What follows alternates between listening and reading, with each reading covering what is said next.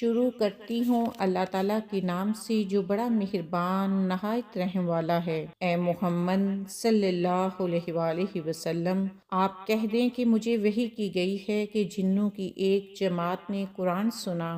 اور کہا کہ ہم نے عجیب قرآن سنا ہے جو راہ راست کی طرف رہنمائی کرتا ہے۔ ہم اس پر ایمان لا چکے، اب ہم ہرگز کسی کو بھی اپنے رب کا شریک نہ بنائیں گے، اور بے شک ہمارے رب کی شان بڑی بلند ہے، نہ اس نے کسی کو اپنی بیوی بنایا ہے نہ بیٹا، اور یہ کہ ہم میں کا بے وقوف اللہ کے بارے میں خلاف حق باتیں کہا کرتا تھا، اور ہم تو یہی سمجھتے رہے کہ ناممکن ہے کہ انسان اور جنات اللہ پر جھوٹی باتیں لگائیں۔ بات یہ ہے کہ چند انسان بعض جنات سے پناہ طلب کیا کرتے تھے، جس سے جنات اپنی سرکشی میں اور بڑھ گئی، اور انسانوں نے بھی تم جنوں کی طرح گمان کر لیا تھا کہ اللہ کسی کو نہ بھیجے گا یا کسی کو دوبارہ زندہ نہ کرے گا، اور ہم نے آسمان کو ٹٹول کر دیکھا تو اسے سخت چوکیداروں اور سخت شعلوں سے پر پایا۔ اس سے پہلے کہ ہم باتیں سننے کے لیے آسمان میں جگہ جگہ بیٹھ جایا کرتے تھے، اب جو بھی کان لگاتا ہے وہ ایک شعلے کو اپنی طاق میں پاتا ہے۔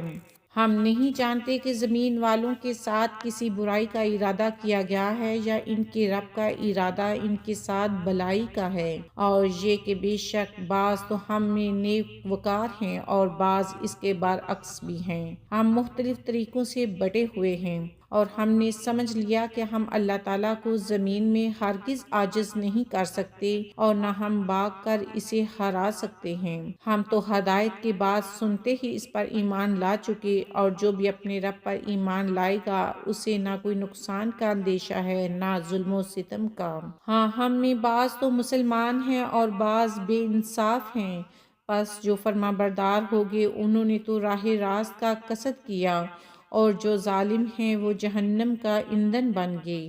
اور اے نبی، یہ بھی کہہ دو کہ اگر لوگ راہ راست پر سیدھے رہتے تو یقیناً ہم انہیں بہت وافر پانی پلاتے تاکہ ہم اس میں انہیں آزما لیں، اور جو شخص اپنے پروردگار کے ذکر سے منہ پھیر لے گا تو اللہ تعالیٰ اسے سخت عذاب میں مبتلا کر دے گا، اور یہ کہ مسجدیں صرف اللہ ہی کے لیے خاص ہیں، پس اللہ تعالیٰ کے ساتھ کسی اور کو نہ پکارو۔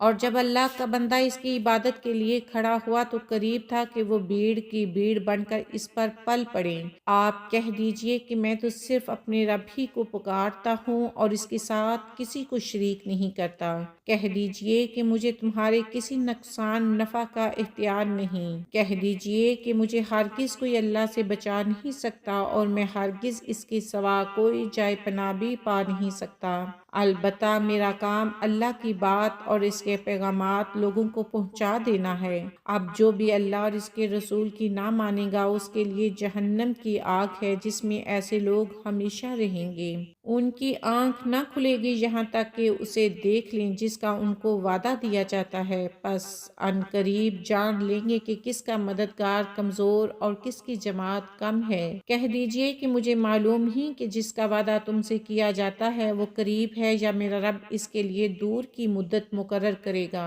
وہ غیب کا جاننے والا ہے اور اپنے غیب پر کسی کو مطلع نہیں کرتا سوائے اس پیغمبر کے جسے وہ پسند کر لے، لیکن اس کے بھی آگے پیچھے پہرے دار مقرر کر دیتا ہے تاکہ ان کے اپنے رب کے پیغام پہنچا دینے کا علم ہو جائے۔ اللہ تعالیٰ نے ان کے آس پاس کی تمام چیزوں کا احاطہ کر رکھا ہے اور ہر چیز کی گنتی کا شمار کر رکھا ہے۔ بے شک